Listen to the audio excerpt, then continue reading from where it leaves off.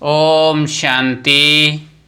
आज 29 मई 2021 के ईश्वरीय महावाक्य।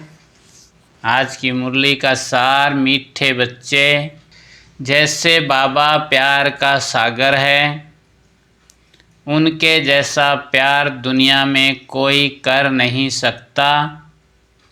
ऐसे तुम बच्चे भी बाप समान बनो। किसी को रंज नाराज मत करो। प्रश्न: किस प्रकार के ख्यालात विचार चलते रहें तो खुशी का पारा चढ़ा रहेगा? उत्तर: अभी हम ज्ञान रत्नों से अपनी झोली भर रहे हैं, फिर ये खानियाँ आदि सब भरपूर हो जाएंगी। वहाँ सतयुग में हम सोने के महल बनाएंगे। हमारा यह ब्राह्मण कुल उत्तम कुल है।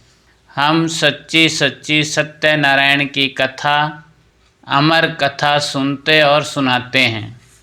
ऐसे ऐसे ख्यालात चलते रहें तो खुशी का पारा चढ़ा रहेगा। ओम शांति। बाबा ने कहा, बच्चे बाप की याद में बैठे हैं। यह श्रीमत अर्थात श्रेष्ठ श्रेष्ठ मत मिलती है। याद की यात्रा बहुत मीठी है।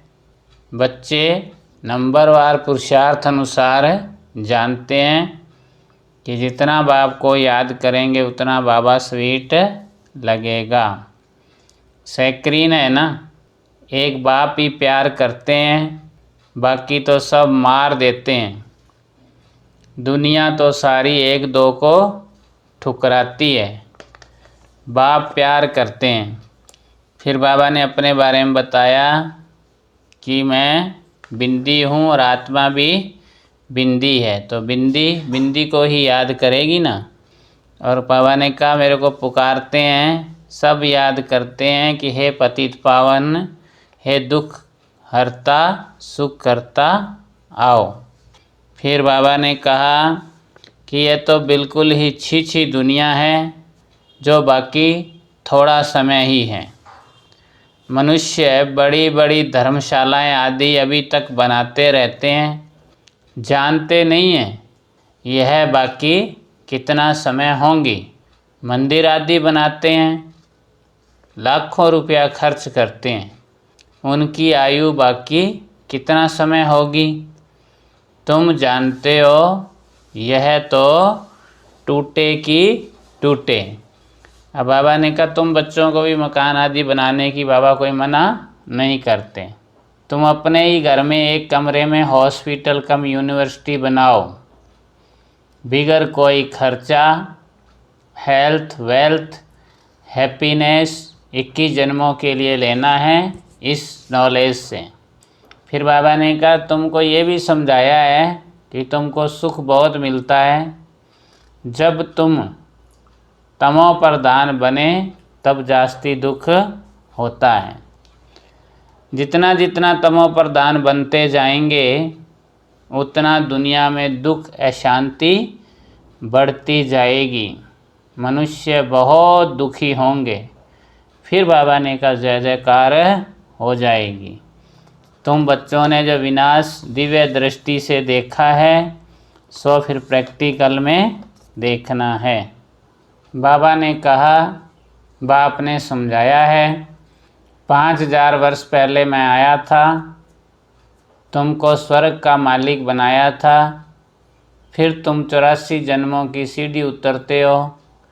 यह विस्तार कोई शास्त्र में नहीं है। शिव बाबा ने कोई शास्त्र आदि पढ़ा है क्या? उनको तो ज्ञान की अथॉरिटी कहा जाता है। वो लोग भी शास्त्र आदि पढ़कर शास्त्रों की अथॉरिटी बनते हैं। वह भी तो गाते हैं, पतित पावन आओ। फिर बाबा ने कहा, गंगा स्नान करने जाते हैं। तो भाई यह भक्ति है ही गृहस्थियों के लिए। बाकी बाबा ने कहा, बच्चे देखो, श्री कृष्ण की आत्मा को अंतिम जन्म में फुल ज्ञान है। फिर गर्भ से बाहर निकलेंगे, पाई का भी ज्ञान नहीं होगा। बाप आकर समझाते हैं, कृष्ण ने कोई मुरली बजाई नहीं, वे तो ज्ञान जानते ही नहीं। लक्ष्मी नारायण ही नहीं जानते तो फिर ऋषि मुनि सन्यासी आदि कैसे जानेंगे। फिर बाबा ने कहा, कहते हैं श्री कृष्ण सागर में पीपल के पत्ते पर आया, यह किया, ये सब कहानियां हैं जो बैठ लिखी हैं। कहते हैं नदी में पैर डाला तो वह नीचे चली गई। विचार करो मनुष्य क्या क्या बातें बना सकते हैं। अब बाप समझाते हैं, कोई भी उल्टी सुल्टी बातों पर कभी विश्वास नहीं करना। शास्त्र आदि कितने मनुष्य पढ़ते हैं, बाप कहते हैं पढ़ा हुआ सब भूल जाओ, इस देह को भी भूल जाओ। आत्मा ही एक शरीर छोड़ दूसरा लेकर पाठ बजाती है, भिन्न भिन्न नाम रूप देश चोला पहनकर। अब बाप कहते हैं यह छीछी वस्त्र है, आत्मा और शरीर दोनों पतित हैं। आत्मा को ही श्याम और सुंदर कहा जाता है। आत्मा पवित्र थी तो सुंदर थी, फिर काम चिता पर बैठने से काले बने हैं। अब फिर बाप ज्ञान चिता पर बिठाते हैं। पतित पावन बाप कहते हैं मुझे याद करो तो यह खाद निकल जाएगी। आत्मा में ही खाद पड़ती है। कलयुग अंत में तुम गरीब हो, वहाँ सतयुग में तो तुम सोने के महल बनाएंगे। जो बाबा ने कहा साक्षात्कार में भी तुमने देखा, वहाँ तो हीरे रत्नों से जवाहरातों से खानियाँ भरी रहती है, सोने की ईंटें मिलेगी और उससे तुम महल बनाते हो। बाबा ने कहा ऐसे ऐसे ख्यालात आने चाहिए तो खुशी का पारा चढ़े, बाप का परिचय देना है। फिर बाबा ने कहा तुमको अमर कथा सुनाए, बाप अमर बना रहे हैं, यह मृत्यु लोक खत्म होना है। शिव बाबा कहते हैं मैं तुमको लेने आया हूँ। कितनी ढेर आत्माएं होंगी, आत्मा वापस घर जाती है तो कोई आवाज़ थोड़ी ही होता है। मधुमक्खियों का झुंड जाता है तो आवाज़ कितना होता है। रानी के पिछाड़ी मधुमक्खियाँ सब भागती हैं। अर्थात बाबा का कहने का भाव है कि बाप राजा और उसके पीछे सब आत्माएं वापिस घर परम धाम जाएंगी। फिर बाबा ने कहा जो सर्विस करेंगे, लिखेंगे, पढ़ेंगे तो होंगे नवाब। राजा बनना अच्छा या नौकर बनना अच्छा, पिछाड़ी के समय तुमको सब मालूम पड़ जाएगा हम क्या बनेंगे, फिर पछताएंगे। अंत में बाबा ने कहा अगर किसको दुख दिया, रंज नाराज किया तो रंज होकर मरेंगे। यह कोई बाबा श्राप नहीं देते। सुख दो तो सुखी होंगे। सबको प्यार करो जैसे बाबा प्यार का सागर है। धारणा के लिए मुख्य सार। पहला पॉइंट, किसी भी उल्टी सुल्टी बात पर विश्वास नहीं करना है। जो भी उल्टा पड़ा है उसे भूल अशरीरी बनने का अभ्यास करना है।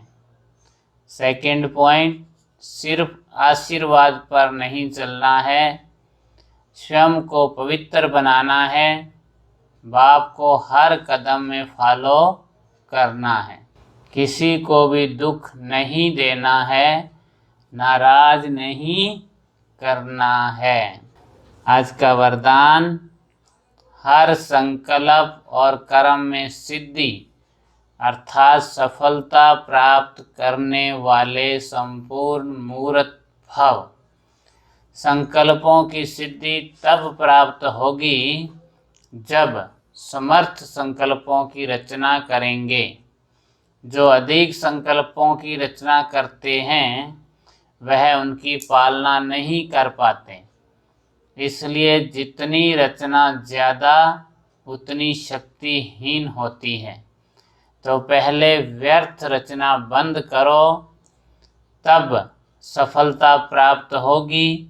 और कर्मों में सफलता प्राप्त करने की युक्ति है, कर्म करने से पहले आदि मध्य और अंत को जानकर फिर कर्म करो। इससे ही संपूर्ण मूर्त बन जाएंगे। स्लोगन: समय पर दुख और धोखे से बचकर सफल होने वाला ही ज्ञानी समझदार है। ओम शांति।